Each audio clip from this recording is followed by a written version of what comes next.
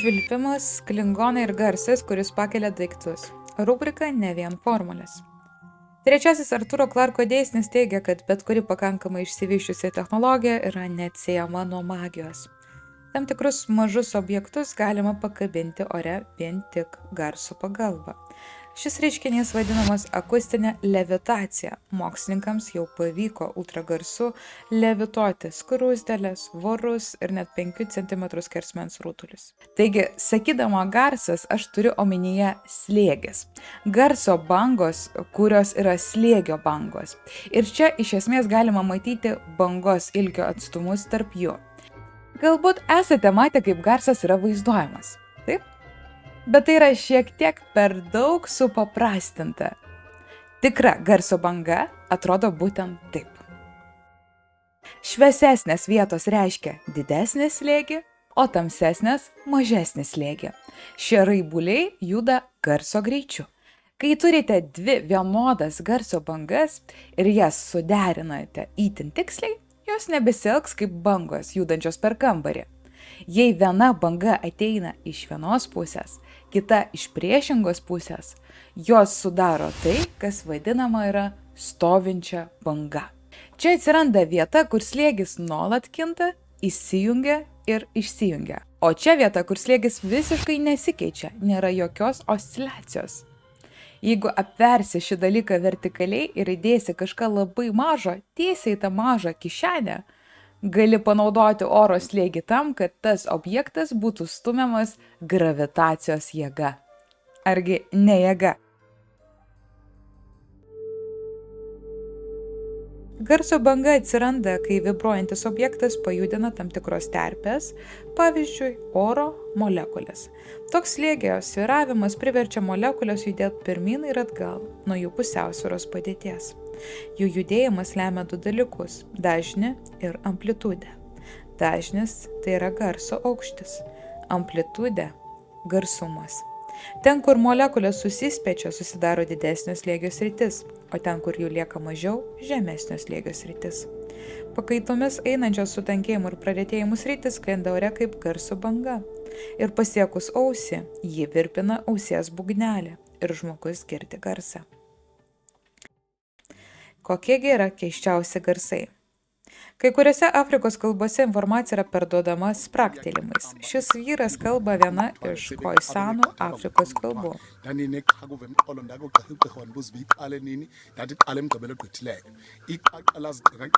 Šie spraktelimai neša informaciją lygiaverčiai su balsėmis ir priebalsėmis.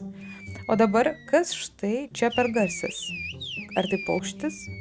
O gal fleita? Ne. Taip bendrauja Turkijos kaimelio kuškiai gyventojai. Jie švilpia. Kalnuose balsą iškraipo aidas, o švilpimas sklinda puikiai. Tai kuždilė, dar vadinama paukščių kalba. Ji leidžia vesti sudėtingus pokalbius per didelius atstumus, nenaudojant žodžių.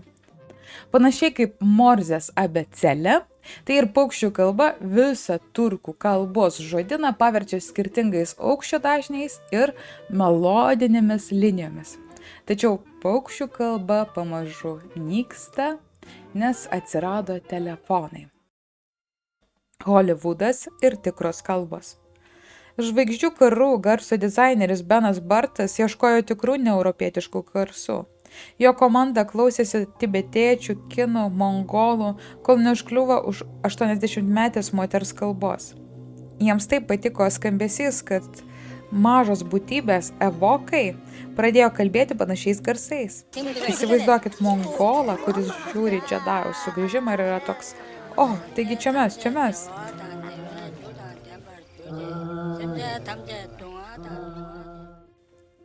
Slaptos kalbos ir dvyniai.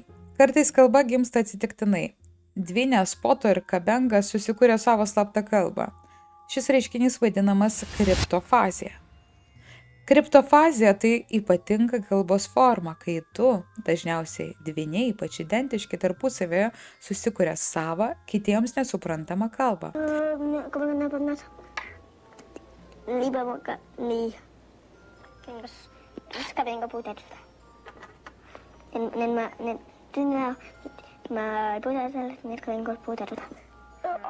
Taigi Poto ir Kabenga neįprasti vardai mergaitėms, tiesa? Bet šios vardus jos suteikė pačios savo. Tėvai su jomis taip mažai bendravo, kad galiausiai nusprendė, kad jų vaikai turi raidos sutrikimų. Dvynės buvo nukreiptos pas logopedą, kad tas jas išmokytų kalbėti. Logopedas suprato, kad dvynės susiformavo savo turtingą kalbą. Ir iš tikrųjų net 50% dvynių susikuria savo bendravimo modelį vieni su kitais. Keista, kodėlgi prakalbau apie tai.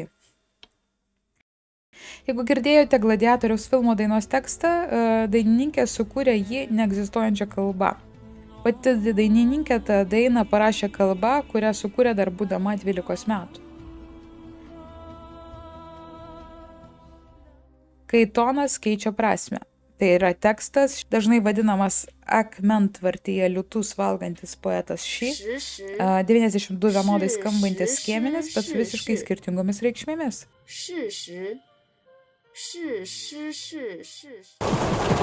Bro, who be coming up with these languages, bro? Bet kam saugoti visus šios istorijos elementus, kai galima sukurti naują idealią kalbą, kurią bus lengva mokytis kiekvienam žmogui žemėje, pačią tiksliausią ir pačią logiškiausią kalbą. Rašytojas fantastas Jamesas Cookas Brownas nusprendė sukonstruoti kalbą, kurioje mąstymo klaidos būtų neįmanomas. Tam jis pasiūlė mąstyti per matematikos modelį. Taip atsirado LOGLAN – Logical Language – loginė kalba. Sakinys kuriamas kaip teorema, pavyzdžiui, matematinė teorema. Kiekvienam n teisinga, kad jeigu n yra lyginis, tai n pakeltas kvadratu bus taip pat lyginis skaičius. O štai LOGLAN kalboje, pavyzdžiui, parašius kiekvienam n teisinga, kad n priklauso žmonių aibei, tai n priklauso protingųjų žmonių aibei, reikš, kad visi žmonės iš tikrųjų yra protingi. Logika aiški ir taip būtų sutvarkomas kiekvienas sakinys. Ir galima paimti bet ką – fizikos šaką, chemijos, biologijos, programavimą ir pastatyti ant to tokią filosofinę kalbą.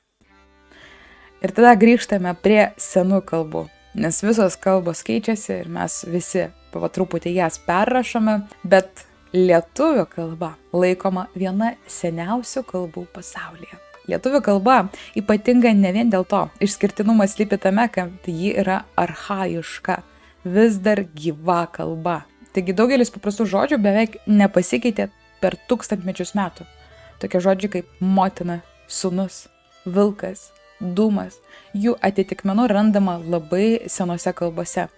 Ir tai turi daug panašumų su sanskritu, klasikinė senovės Indijos kalba. Sanskrite, pavyzdžiui, aksi – akis, avi – avis, danta – dantis, dieva – dievas, dina – diena, sūnų, sūnus ir taip toliau. Taigi sanskrito tokia mokslinė ir liturginė kalba dar vartojama yra hinduizme, budizme, o XIX amžiuje Europos lingvistai specialiai mokinosi lietuvių kalbos, kad geriau suprastų indoeuropiečių prokalbę. Čia mes per fiziką, kultūrą grįžome prie to paties. Garsas, kalba ir žodžiai. Žodžiai, kurie jungia, žodžiai, kurie kuria. Ir žodžiai, kurie privalo likti laisvi. Už laisvą žodį. Ačiū. But there's one they fear. In their tongue, he's Dovahkiin, Dragonborn.